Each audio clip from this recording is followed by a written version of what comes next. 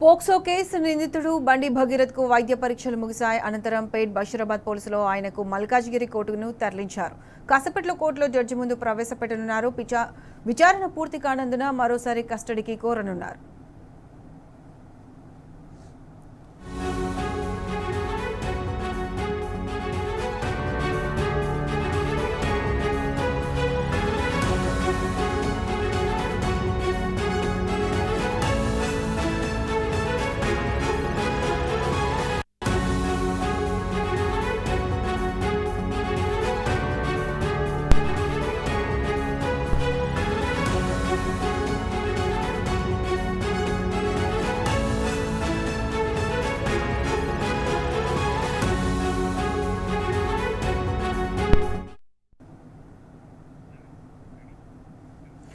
POCSO case నిందితుడు బండి భగీరథ్ కు వైద్య పరీక్షలు ముగిశాయి. అనంతరం పేట్ బషీరాబాద్ పోలీసులు ఆయనను మల్కాజ్గిరి కోర్టుకు తరలించారు.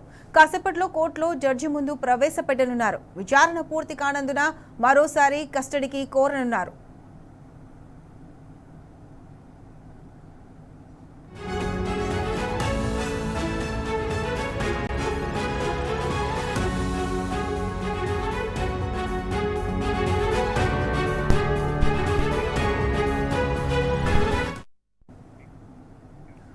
ఇదే అంశానికి సంబంధించి పూర్తి అప్డేట్స్ మా ప్రతినిధి సందీప్ లైవ్ లో అందిస్తారు. సందీప్, చెప్పండి, బండి భగీరథ్ ను మరి కాసేపట్లో మల్కాజ్గిరి కోర్టులో హాజరుపరచనున్నారు. దీనికి సంబంధించి పూర్తి అప్డేట్స్ ఏంటి? రైట్, బండి భగీరథ్ను 3 రోజులు కస్టడీకి ఇచ్చిన విషయం మనకు తెలిసిందే. అయితే 2 రోజుల పాటు సుదీర్ఘంగా విచారించిన పోలీసులు 3వ రోజు ఎలాంటి విచారణ లేకుండానే నేరుగా మేడ్చల్ కమ్యూనిటీ సెంటర్లో వైద్య పరీక్షలు పూర్తి చేసిన తర్వాత మేడ్చల్ మల్కాజ్గిరి కోర్టుకు తరలించారు. అక్కడ న్యాయమూర్తి ఎదుట ప్రవేశపెట్టిన అనంతరము అక్కడ నుంచి చర్లపల్లి జైలుకు తరలిస్తారు. అయితే ఈ 2 రోజుల పాటు కొనసాగినటువంటి విచారణలో బండి భగీరథ్ ఎలాంటి అంశాలు కూడా చెప్పలేదు. పోలీసులు అడిగినటువంటి దానికి ఎటువంటి సమాధానం చెప్పినట్టు మనకు తెలుస్తోంది. అయితే అన్నింటినీ దాటవేసేటువంటి యత్నం చేశారని కూడా మనకు ప్రాథమికంగా తెలుస్తోంది. ఎందుకంటే బాధితురాలు అన్ని ఎవిడెన్స్ సమర్పించింది. ఆయన స్నేహితులు కూడా ఫామ్ హౌస్ లో ఏం జరిగింది అనేటువంటి అంశాలు కూడా వెల్లడించారు. కానీ దానికి విరుద్ధంగా బండి భగీరథ్ మాత్రం ఈ పోక్సో కేసు నిందితుడు ఎటువంటి సమాచారం ఇవ్వనట్టు మనకు తెలుస్తోంది. దీంతో పోలీసులు మరొక నిర్ణయానికి కూడా వచ్చారు. బండి భగీరథ్ను పేట్ బషీరాబాద్ పోలీసులు మరొకసారి కస్టడీకి తీసుకోవాలని నిర్ణయించుకున్నట్టు తెలుస్తోంది. అయితే ఇవాళ కోర్టులో హాజరుపరిచి చర్లపల్లికి జైలుకు తరలించిన తర్వాత మరొక 2-3 రోజుల్లో మరోసారి పిటిషన్ దాఖలు చేయబోతున్నారు కోర్టులో.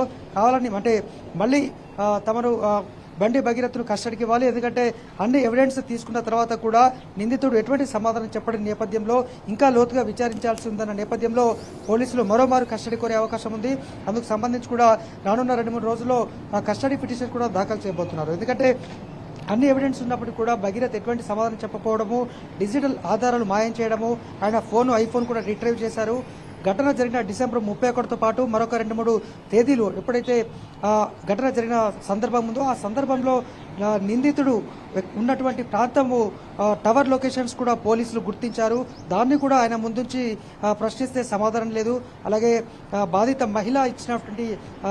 బాధితురాలు ఇచ్చినటువంటి ఎవిడెన్సెస్ చూపెట్టినా కూడా ఆయన తనకు తెలియదు, అంత ఫ్యాబ్రికేటెడ్ అంటూ చెప్పినట్టు మనకు తెలుస్తోంది. మొత్తంగా తప్పించుకునేటువంటి యత్నమే చేశారు తప్ప ఎక్కడ కూడా నిజాన్ని ఒప్పుకున్నట్టయితే ప్రాథమికంగా మనకు విశ్వసనీయంగా తెలుస్తోంది. మొత్తానికి మరొక మారైతే కస్టడీ కోరబోతున్నారు. ప్రస్తుతం మరి కాసేపట్లో చర్లపల్లి జైలుకు తరలిస్తారు. ఇక మే 8వ తేదీన ఫిర్యాదు పేట్ బషీరాబాద్లో బాధితురాలు ఫిర్యాదు చేసింది. 16న అరెస్ట్ అయ్యాడు. అప్పటి నుంచి జ్యుడిషియల్ రిమాండ్లో ఖైదీగా చర్లపల్లి జైల్లో ఉంటున్నాడు. మొత్తగా మరి వైద్య పరీక్షలు అయితే పూర్తి చేసిన తర్వాత మల్కాజ్గిరి మేడ్చల్ కోర్టుకైతే తరలించారు. అక్కడి నుంచి చర్లపల్లి జైలుకు తరలిస్తారు. మొత్తగా నిందితుడు ఎటువంటి సమాధానం చెప్పకపోవడంతో డైలమాలో పడ్డ పోలీసులు మరొకసారి అయితే కస్టడీ కోరబోతున్నారు. కూకట్పల్లి డీసీపీ రితిరాజ్ గైక్వాడ్ ఆధ్వర్యంలో మొత్తం 3 రోజుల పాటు ఈ విచారణ కొనసాగుతున్నప్పటికీ 2 రోజులే పూర్తి స్థాయిలో కొనసాగింది. నిన్న డిజిటల్ ఆధారాలు మాయానికి సంబంధించి దాదాపు రాత్రి 8 గంటల వరకు కూడా విచారణ కొనసాగినట్టు మనకు విశ్వసనీయంగా తెలిసింది. కానీ ఆయన నుంచి ఎటువంటి సమాధానాన్ని కూడా పూర్తి స్థాయిలో రాబట్టలేరనేది ప్రాథమికంగా తెలుస్తోంది. మొత్తంగా మరొక మారు కస్టడీ అయితే దాఖలు చేయబోతున్నారు. Pratyusha. Right Sandeep, thanks for the live updates.